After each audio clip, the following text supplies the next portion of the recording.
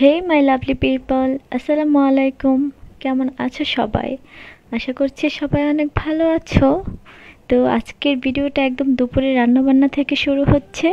তো দেখতে পাচ্ছ কড়াইতে তেল দিয়ে এখানে রসুন কুচি, পেঁয়াজ কুচি দিয়ে দিচ্ছি। এগুলোকে একটু ফ্রাই করে দেন ঢেঁড়স ভাজি করা হবে আর কি আজকে। তো ঢেঁড়স ভাজির জন্য এগুলোকে একটু ফ্রাই করে নিচ্ছি। তো যে কোনো ভাজির সময় আমি এভাবে কুচি কুচি করে রসুন দিই। আর রসুনের স্মেলটা কিন্তু ভাজার পরে অনেক সুন্দর বের হয়। তো আমি এখানে অনেকগুলো রসুন কুচি দিয়ে দিয়েছি। তো এখানে এগুলো একটু ফ্রাই হওয়ার পরে এখানে সব মশলা দিয়ে দেন আমি ঢেঁড়সগুলো দিয়ে দিচ্ছি। আর ঢেঁড়স কিন্তু ভাজি হতে বেশিক্ষণ সময় লাগে না, খুবই ইজিভাবেই সেটা করা যায়।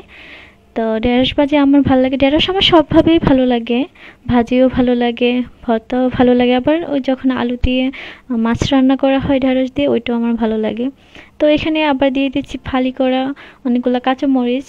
আমি এমনিতে গুঁড়া মরিচ কম ইউজ করেছি, অনেকে তো করেও না, তো আমি একটু হালকা দিয়েছি। আর কাঁচামরিচ অনেক বেশি পরিমাণে দিয়েছি। তো আস্তে আস্তে এখন ভাজিটা করে নিচ্ছি। তো তোমরা কিন্তু দেখছো যে আমি ভাজির জন্য ঢেঁড়সটাকে একটু বড় বড় করে কেটে নিয়েছি। এটা ছোট করেও কাটা যায়, কিন্তু আমি একটু বড় করেই কাটি, কেননা এটা তো সিদ্ধ হতে বেশিক্ষণ সময় লাগে না।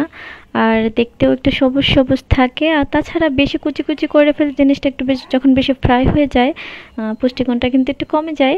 তো যার কারণে আমি একটু বড় বড় করে কাটছি। আর এখন দিয়ে দিচ্ছি কুচি করে ধনিয়া পাতা। ধনিয়া পাতা দিয়ে কিছুক্ষণ নেড়ে চেড়ে তারপর শেষ উঠিয়ে ফেলবো। তো এই যে ফাইনালি ভাজিটা হয়ে গেছে, তারপরে কিন্তু হালকা একটু পুড়ে পুড়ে গেছে। সো আমি ভাজিটাকে একটা প্লেটে উঠিয়ে নিচ্ছি। সো ভাজিটাকে একটা প্লেটে নেওয়ার পর আমি সেম প্যানটাতে একটু তেল দিয়ে দিয়েছি। এখন চিংড়িগুলো ফ্রাই করে নেওয়া হবে। আজকে চিংড়ি তরকারি হবে, মানে চিংড়ি ভুনা। তো ভালোভাবে এখন চিংড়িগুলোকে একটু ফ্রাই করে নিচ্ছি। চিংড়ি ফ্রাই হওয়ার পর যে কালারটা আসে না, এই কালারটা দেখতে খুব সুন্দর লাগে, তাই না? আমার কাছে তো অনেক ভালো লাগে। এটা এটা ছোট চিংড়ি হোক বড় চিংড়ি হোক, আমার সব ধরনের চিংড়িতে যখন ফ্রাই করার পরে কালারটা আসে আমার খুব ভালো লাগে দেখতে। তো যাই হোক, এখন ভালোভাবে চিংড়িগুলোকে একটু ফ্রাই করে দেন এখানে এখন তরকারিটা রান্না করা হবে। সো তোমরা অনেকেই ভাবতে পারো কেন চিংড়ি তিনটাই এখানে। তো আমাদের বাসায় সবাই চিংড়িটা লাইক করে না, স্পেশালি তো আমিও তেমন লাইক করি না। তবে আমি খাই, খাই না যেমন না, আমি খাই, কিন্তু খুব আহামরি একটা ভালো লাগা আছে না, তো আমার ওইটা হয় না। তবে আমি খাই। তো আর এই চিংড়ি ভুনাটা আছে না, প্রথম ফ্রেশ ফ্রেশ খেতেই কিন্তু ভালো লাগে, পরে রেখে খেতে ভালো লাগে না। তো যার কারণে যারা যারা খায় তাদের জন্য জাস্ট এগুলো রান্না করা হয়েছে। তো পেঁয়াজগুলো ফ্রাই হওয়ার পরে এখানে সব ধরনের মশলা দিয়ে দেওয়া হচ্ছে। ভালোভাবে মশলাটাকে কষিয়ে এখানে কিছু টমেটো দিয়ে দেওয়া হচ্ছে। টমেটো তো এখন সারা বছরই পাওয়া যায়। তা টমেটো কিন্তু আমার খুব প্রিয়, যে কোনো কিছুতেই টমেটো দিলে আমার খুব দেখতেও ভালো লাগে, খেতেও ভালো লাগে। তো টমেটোটা কিছু ফ্রাই হওয়ার পর এখানে একটু ঝোল দিয়ে দেওয়া হয়েছে। তো ঝোলটা একটু কষানোর পর এখন চিংড়িগুলো দিয়ে দেওয়া হচ্ছে। তো হতে থাক চিংড়িটা। তো এটা কিন্তু চিংড়ির কোনো অর্ডিনারি রেসিপি না, এটা জাস্ট একটা নর্মাল চিংড়ি কারি। তো রান্না কিন্তু প্রায় শেষ, ধনিয়া পাতা দিয়ে দেওয়া হয়েছে। আর দেখতে কিন্তু জিনিসটা অনেক লোভনীয় হয়েছে। যারা চিংড়ি পছন্দ করে আইনো তাদের অনেক ভালো লাগবে দেখতে, তাই না? তো এদিকে একটু আমডাল রান্না করা হচ্ছে। আমডালটা কিন্তু আমার খুব পছন্দের একটা ডাল, মানে আমার এত ভালো লাগে এই ডালটা, আমি সারা বছর এই ডালটা খাই। যখন কাঁচা আমের সিজন থাকে আমি অনেক আম স্টোর করে রেখে দিই, দেন আমি সারা বছর এটা দিয়ে ডাল রান্না করে খাই। তো দেখতে পাচ্ছ একটা বাটিতে আমি ডালটা নিয়ে নিচ্ছি, এখন আমরা সবাই মিলে খাবো। সবাই মিলে খাওয়ার মধ্যে কিন্তু একটা মজা আছে। আর এই দুপুরের খাবারটা কিন্তু সবাই মিলে বসে খাওয়া যায়। তো যাই হোক, এখন আমি খাবার শুরু করি। তো দেখতে পাচ্ছি এখানে অনেক কিছু নিয়ে নেওয়া হয়েছে। তো প্লেটের মধ্যে আমি প্রথমে ভাত নিয়ে নিচ্ছি। আমি কিন্তু আর ভাত নিব না, জাস্ট এখানে যতটুকু ততটুকুই।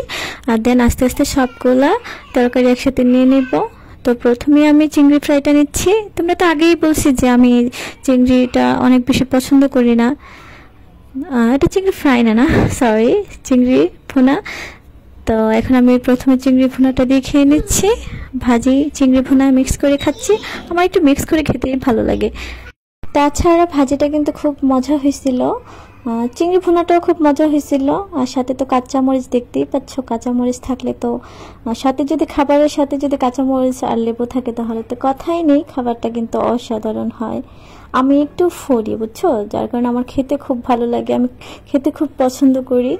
তো তোমরা কে কে আমার মতো ফুডি কমেন্টস করে জানাও তো। ছোট সময় কিন্তু খাবার নিয়ে আমি আমার মাকে অনেক জ্বালাইতাম, আমি সবকিছু খাইতামও না, তাছাড়া আমি খেতে চাইতাম না, সত্যি কথা বলতে আমি খেতে চাইতাম না। তখন আমার মার অনেক কষ্ট করতে হতো আমাকে খাওয়ানোর জন্য। কিন্তু আমি না হঠাৎ করে একদিন কি হইলো, মানে আমার সবকিছুই ভালো লাগতে শুরু করলো। তো আমি এরপর থেকে আমি অনেক খাইতে পারি এখন। খাওয়ার জন্য আর আমার সমস্যা হয়ে যাচ্ছে, আমি আর খাওয়া কন্ট্রোল করতে পারছি না, যার কারণে অনেক ওয়েট বেড়ে যাচ্ছে। তো যাই হোক, দেখতে পাচ্ছ যে আমার চিংড়ি খাওয়া শেষ, এখন আমি একটু ডাল খেয়ে নিচ্ছি।